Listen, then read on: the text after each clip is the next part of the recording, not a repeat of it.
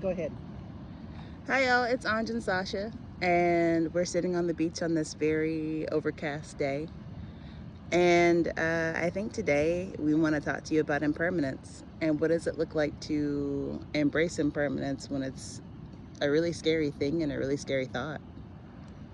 Yeah, the water, I think is the daughter of Jemaya.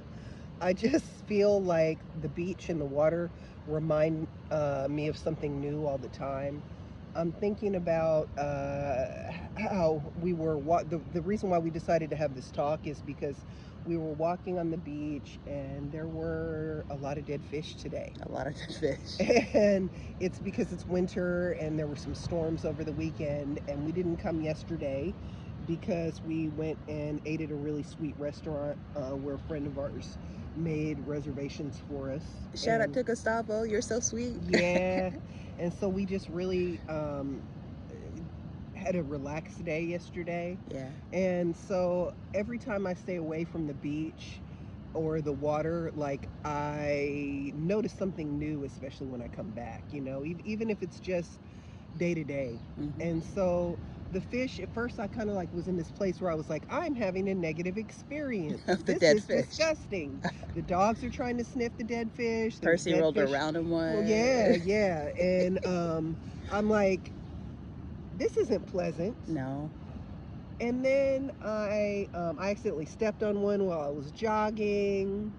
And then I don't know, I just started thinking about it, and I started thinking about how, like,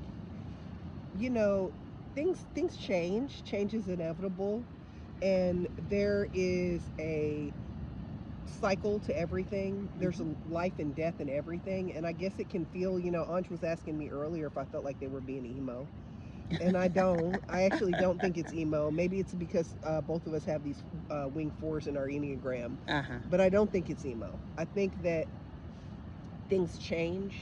And I think when I think about a death cycle, I can embrace it. Not because I think that, oh my goodness, life is so terrible.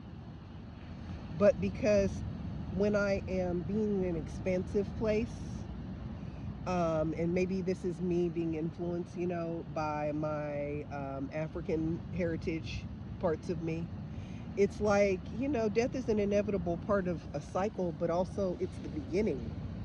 And that's what I'm learning, is that when I can start letting go of what I wanted or what I expected or what I hoped that it would be, and stop fighting and trying to stay in the moment of something being perfect or striving for something to be perfect in whatever I created, and I can just allow the experience to be happening to me, and happening with me, actually is a better way of saying happening with me, then I can kind of like start creating what I need, and I think that seeing all these fish and this kind of like overcast day was a perfect example of it, because we kept walking, and then I saw for the first time a sea lion on the beach because nobody's out here, so he felt safe. And then he was like, "Oh shit, y'all are here. Gotta go." Storm tried to stare him down, and we have been seeing dolphins playing in the water for the first time. So, I think, like, sure, it's not great to see the dead fish, but also fish die, and also the tide's gonna wash them in sometimes. There's a horse on the beach, and that's what y'all. happens. And now there's a horse. This is something we've never seen before. That's great. This is my favorite place to be. Kind of piggybacking off of what Sasha was saying, I woke up in a lot of pain this morning and just didn't want to deal with life. And it was really hard for me to get motivated and to start. He is trotting. I'm sorry, my ADHD can't handle it. And when we came out here and I saw the fish, I, like Sasha, was upset. Sasha just pulled my hand back to the horse. And I don't know, as I was walking and kind of like getting back into my physical body, I started being able to come back to myself and understand that the pain is temporary. And whether it's the temporariness of my existence or the temporariness of relationships or whatever it is that I really value, in the grand scheme of things, how important is it to keep holding on to it and trying to maintain control? And what's happening to me when I can't let go? What's happening to me when I'm trying to force things to happen in a certain way and they don't turn out that way, and then I just keep hanging on to it and I'm not really appreciating what's in front of me. Yeah.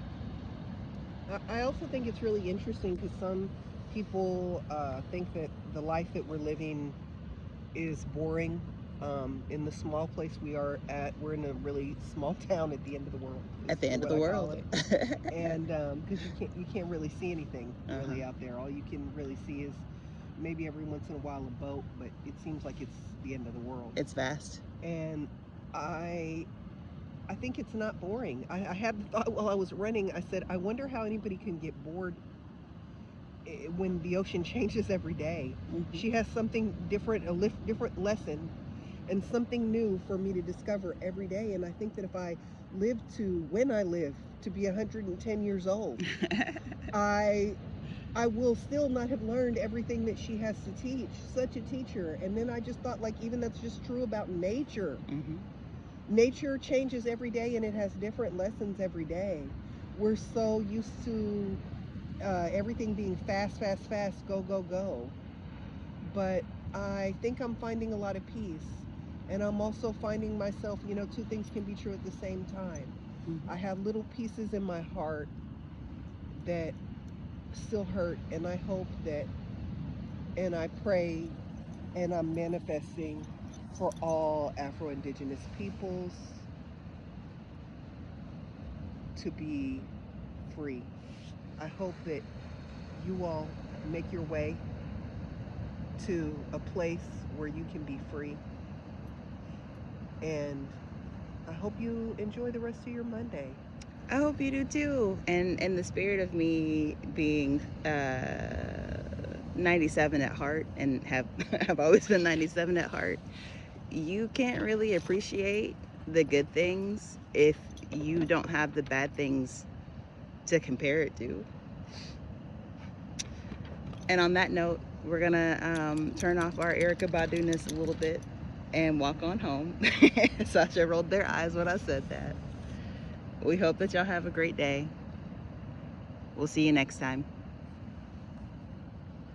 Bye. Ciao. Hasta luego. Ciao.